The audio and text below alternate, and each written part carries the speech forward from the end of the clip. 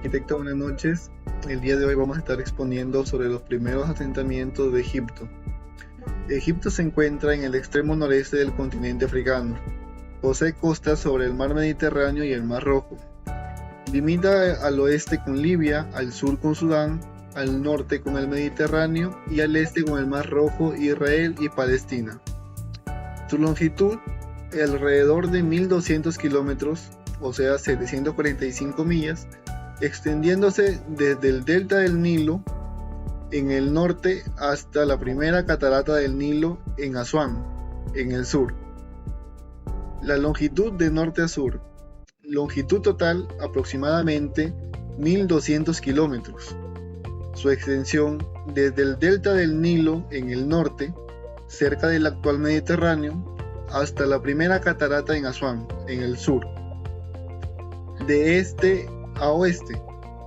Las ciudades y asentamientos se concentraban principalmente a lo largo del Nilo, y la extensión en dirección este-oeste varían, pero generalmente no superaban los 30 a 50 kilómetros a cada lado del Nilo, debido a las limitaciones del desierto. Como segundo punto tenemos el contexto histórico. Desarrollado desde el periodo predinástico aproximadamente en el año 5500 a.C. hasta la conquista de Alejandro Magno en el 332 a.C., Egipto se extendía a lo largo del río Nilo, vital para su desarrollo urbano y cultural. El río Nilo.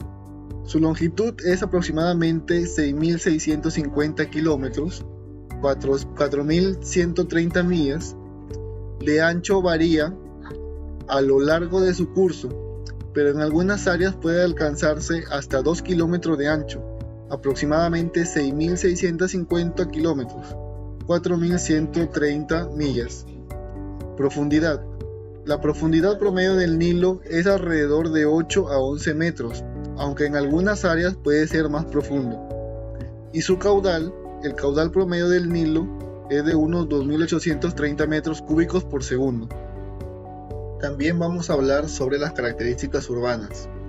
Tenemos las ciudades principales, las ciudades más destacadas, como Menfis, Tebas, Heliópolis y Alejandría, las cuales funcionaban como centros religiosos, administrativos y comerciales. Estas urbes eran cruciales en la vida cultural y política del país. También tenemos diseño y planificación. A pesar de no seguir un plan urbano rígido, las ciudades egipcias tenían una clara diferenciación entre áreas religiosas, palaciegas, residenciales y comerciales. Los templos y palacios eran monumentales y complejos, organizados de manera que reflejaban el orden cósmico y el poder divino del faraón. Tenemos también la infraestructura. La infraestructura egipcia incluía sistemas avanzados del control del agua mediante canales y diques, esenciales para la irrigación y la protección contra inundaciones. Aunque las calles y viviendas eran menos estructuradas que en otras civilizaciones, cumplían con las necesidades básicas de la población urbana. Tenemos aquí a Tebas. Especialmente durante el Imperio Nuevo, cubría un área de alrededor de 15.000 kilómetros cuadrados. Menfis, una de las primeras y más grandes capitales de Egipto, la cual abarcaba aproximadamente de 15 a 20 kilómetros cuadrados. Alejandría, aunque fue fundada por Alejandro Magno y en posterior al periodo faraónico, Alejandría se convirtió en una de las ciudades más grandes, cubriendo más de 30 kilómetros cuadrados en su apogeo. Heliópolis era una ciudad sagrada y su extensión era menor, aproximadamente de 5 a 10 kilómetros cuadrados. Como cuarto punto, su organización territorial. Tenemos el Nilo como eje principal. El río Nilo era la arteria vital del país y su valle fértil permitió el crecimiento de las principales ciudades. Las ciudades egipcias se ubicaban a lo largo del río Nilo, donde se beneficiaban de los recursos agrícolas y la ruta de transporte. Su longitud total. Las rutas de transporte a lo largo del río Nilo en el antiguo Egipto cubrían una extensión de aproximadamente 1.200 kilómetros. Esto abarcaba desde el delta del Nilo en el norte, cerca de la actual ciudad de Alejandría, hasta la primera catarata en Asuán en el sur. y también la división administrativa. Egipto estaba dividido en provincias, llamadas nomos, que tenían una estructura administrativa y religiosa local. Esta organización influía en planificación y gestión de las ciudades. Primeros asentamientos: Persépolis. Antiguamente llamada Parsa, fue la capital del imperio persa durante la época de Aqueménida, aproximadamente en los años 500 a.C. hasta 300 a.C. Se encuentra a unos 70 kilómetros de la ciudad iraní, provincia de Fars, cerca del lugar en el que el río Pulvar se desemboca en el Tigris. Fue construida bajo el reinado de Darío I y sus sucesores. Representa una de las ciudades más importantes del antiguo imperio persa. Su organización territorial se caracterizó por su diseño y construcción. La ciudad estaba planificada para ser una manifestación de la grandeza del imperio persa, combinando elementos arquitectónicos y artísticos de diversas culturas del imperio.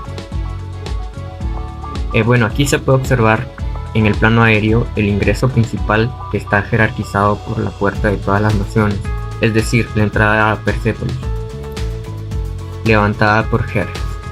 Para llegar hasta ahí se tiene que subir 111 escalones, específicamente por la imponente escalera principal de Persépolis, encontrándonos con unas estatuas de toros. Estas representaciones simbólicas son los guardianes de la ciudad.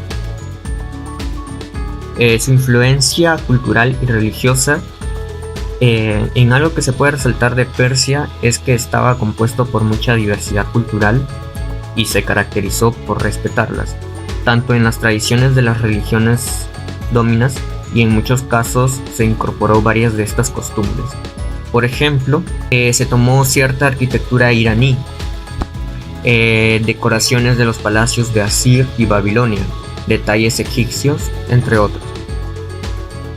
Siguiendo con su organización territorial, se puede deducir que el símbolo del poder, Persépolis, servía como un símbolo del poder y la autoridad del imperio aqueménido, mostrando la riqueza y el alcance de su imperio a través de su grandiosa arquitectura. El centro ceremonial, aunque no era una ciudad habitada en el sentido tradicional, Persépolis funcionaba como un centro ceremonial y administrativo donde el rey y su corte llevaban a cabo sus actividades oficiales. Tiene una estructura centralizada. Persépolis estaba organizada en torno a un gran complejo palaciego y ceremonial, compuesto por varios edificios imponentes como el Palacio de Apadana, el Palacio de Darío y el Tesoro. Estos edificios estaban rodeados por una muralla de piedra que protegía la ciudad. Un detalle muy curioso en la Puerta de Todas las Naciones es que en los muros de estos palacios había una inscripción en 3 idiomas, que era en el persa antiguo, el amita y el babilónico, en el cual se describe al rey Jerjes como creador de la Puerta de Todas las Naciones. En la plaza principal, la ciudad contaba con una gran plaza ceremonial, la Apadana, donde se llevaban a cabo eventos importantes y se recibían embajadores de las provincias del imperio. Las tres grandes apadanas persas son las de los palacios de Parsagada, Susa y Persépolis. La apadana más antigua es la de Pasa, obra de Ciro el Grande, pero quizás la más famosa es la de Persépolis, como parte del diseño original de Darío Grande, pero construida por Jerjes I. Esta tiene 12.000 metros cuadrados, 72 columnas sostenían la techumbre, cada una de ellas con una altura de 20 metros. Quedó destruida en el año 331 a.C. Algunos detalles arquitectónicos. En Persépolis es notable por su uso de columnas esculpidas, relieves en piedra y una mezcla de estilos arquitectónicos que reflejan la diversidad del imperio. Las columnas tenían capiteles en forma de animales míticos, como los leones alados, Los artistas representaron con enorme delicadeza la fisonomía, los vestidos, los regalos y todo lo que se caracterizaba cada uno de los pueblos. Animales representativos de cada zona son también descritos: medos, batrianos, armenios, babilonios y etíopes. Babilonia. Todos los pueblos desfilando ante los persas. En el plano que he podido obtener también se observa la vía de las procesiones. Nos lleva a Puerta Inacabada, que recibe este nombre porque no estaba terminada cuando la ciudad fue conquistada por Alejandro. Girando en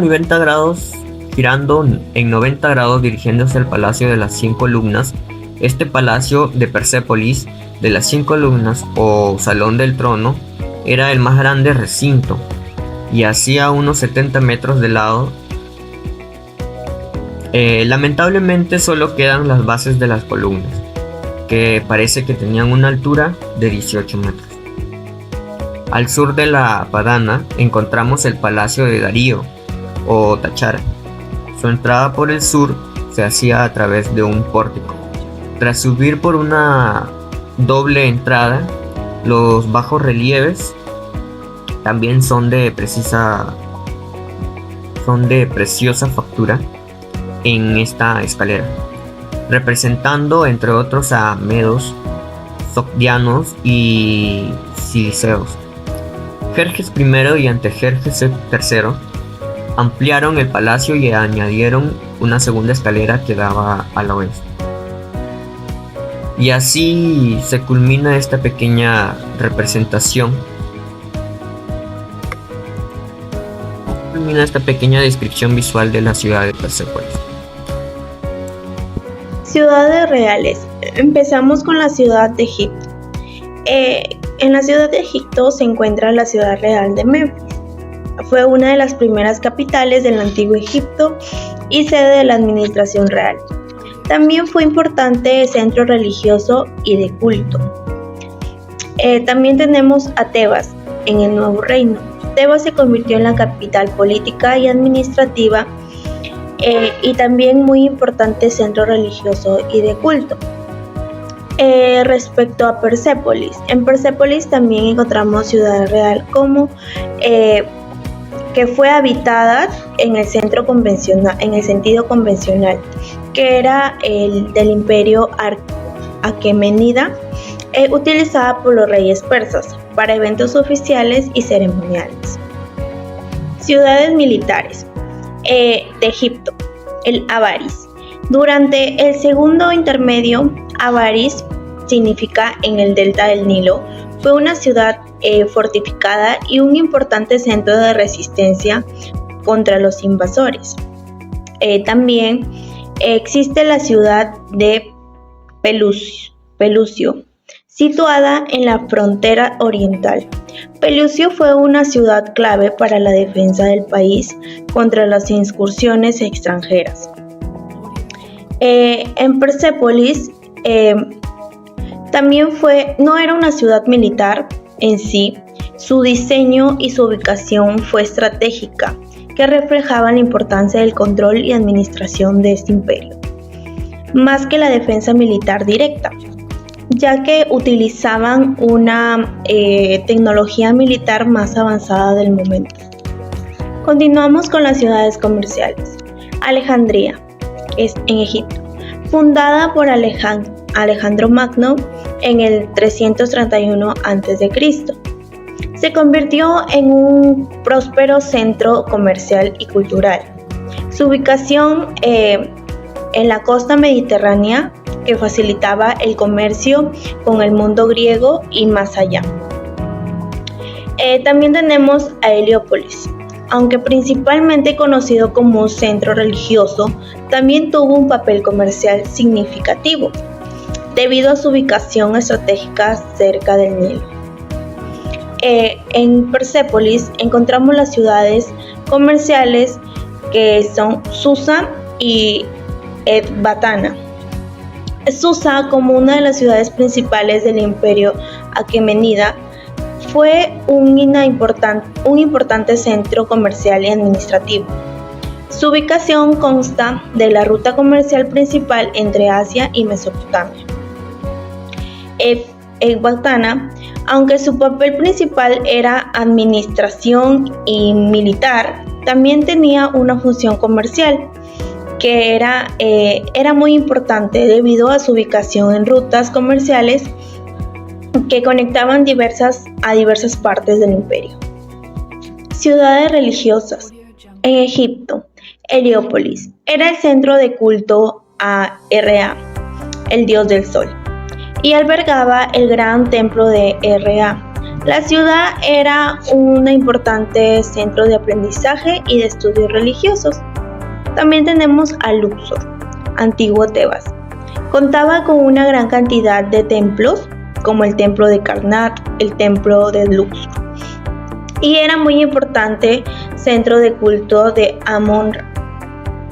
En Persépolis, aunque principalmente no era un centro ceremonial y no una ciudad religiosa en el sentido estricto, servía como un lugar para grandes ceremonias y celebraciones que tenían importante componente religioso y ceremonial en el contexto del imperio persa. Ciudades administrativas. En Egipto existe el Cairo. Aunque no era una ciudad antigua egipcia, en tiempos medievales y modernos se convirtió en un imperio centro administrativo y político de Egipto. En Persépolis, Susa, además de su papel comercial, Susa era también un centro administrativo vital del imperio persa, funcionando como una de las capitales secundarias. Y en las ciudades culturales y educativas, en Egipto existió Alejandría. Además de su papel comercial, se convirtió en gran centro cultural y de conocimiento, albergando la famosa Biblioteca de Alejandría. Y en Persépolis no era una principalmente ceremonial, también era un lugar de gran importancia cultural y artística, con la presencia de grandes obras de arte y arquitectónicas que reflejaban la riqueza cultural del imperio persa. Relación entre edificios y su entorno, Egipto y Persépolis. Para Egipto, con respecto a su entorno, el río Nilo era esencial, servía como columna vertebral del desarrollo urbano, ¿no? Además, las ciudades que se alineaban a lo largo del río, aprovechando así su fertilidad y también sus recursos, ¿no? Con respecto a sus edificaciones, su arquitectura se enfocaba en templos y palacios monumentales, ¿no? Que reflejaban el orden cósmico y también el poder del faraón. Por el otro lado, Persépolis, con respecto a su entorno, estaba ubicada en una meseta en Irán. Fue planificada para el control del vasto imperio persa, ¿no? Centrada en la magnificencia y el simbolismo del poder imperial, ¿no? En sus edificaciones, esta ciudad se organizó alrededor de un gran complejo palaciego y ceremonial, ¿no? Con influencias arquitectónicas de diversas culturas del imperio, ¿no? Destacaba también por sus columnas esculpidas y relieves también detallados. Claro que hay diferencia entre estas dos ciudades, ¿no? Egipto tenía ciudades multifuncionales e integradas con el río Nilo, ¿no? Combinaban además sus roles religiosos, administrativos y también comerciales, ¿no? Con un fuerte énfasis en la monumentalidad religiosa y la vida después de la muerte, ¿no? Que era su creencia. En contraste, Persépolis se centró en lo ceremonial y administrativo, ¿no? Su arquitectura era centralizada, mezclaba estilos que reflejaban la diversidad y el poder del imperio aqueménida. ¿Había similitud entre estas dos? Claro que sí. Ambas civilizaciones utilizaron sus construcciones monumentales para reflejar el poder y también la autoridad de sus líderes, ¿no? También tenían relación con el entorno. Tanto Egipto como Persépolis adaptaron sus ciudades a su entorno geográfico, aunque de maneras diferentes, ¿no? Reflejando sus prioridades culturales y también políticas, ¿no? Jerarquización de espacios. Una planificación que prioriza actualmente en las ciudades, ¿no? Primero, los espacios públicos centrales. Encontramos áreas como plazas y parques principales, principales que sirven como centros de actividad y también de encuentro social, ¿no? Encontramos áreas comerciales y de servicios, son zonas con alta densidad de comercio, oficinas y servicios esenciales accesibles, ¿no? También encontramos distritos residenciales, que son áreas predominantemente habitacionales organizadas en diferentes densidades, alto, medio y baja, ¿no? Según la demanda y las características locales, ¿no?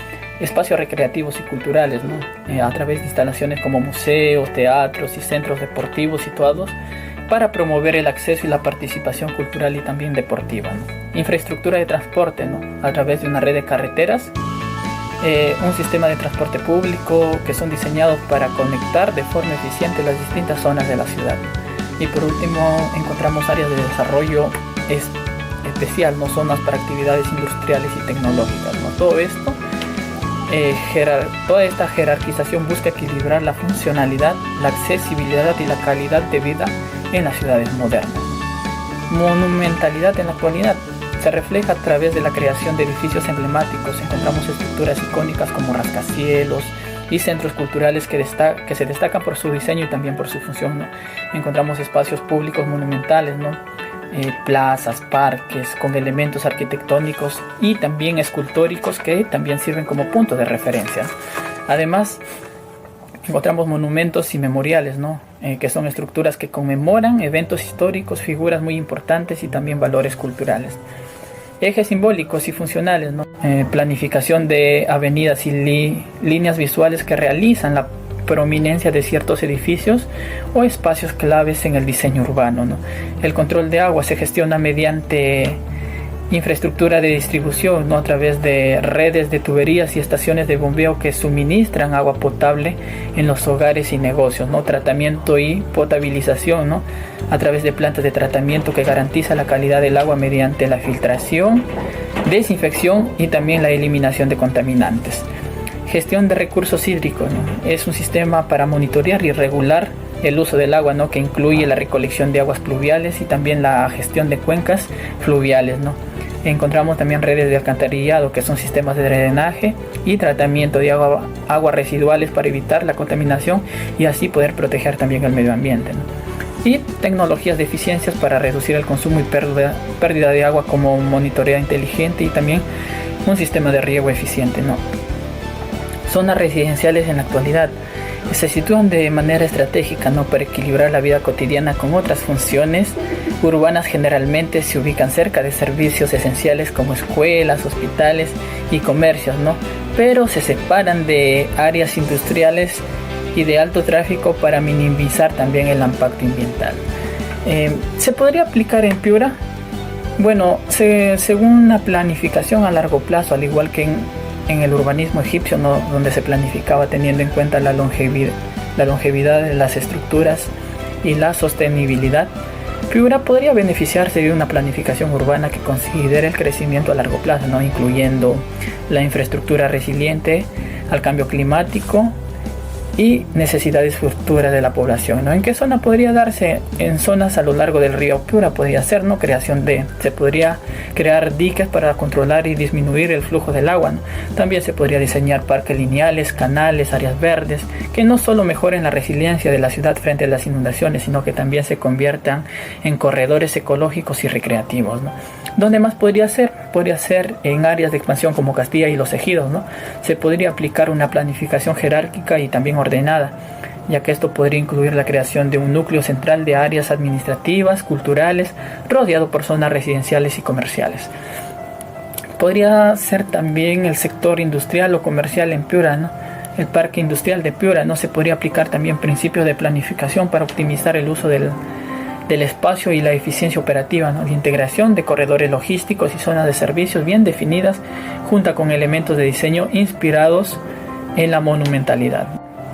Tenemos también zonas en proceso de regeneración como Catacaos, ¿no? En zonas como Catacaos, por ejemplo, que han sido afectadas por desastres naturales, se podría aplicar principios de urbanismo de Persépolis, ¿no? La planificación podría incluir medidas para la gestión del agua y la creación de espacios comunitarios que sirvan como centros de reunión y celebración.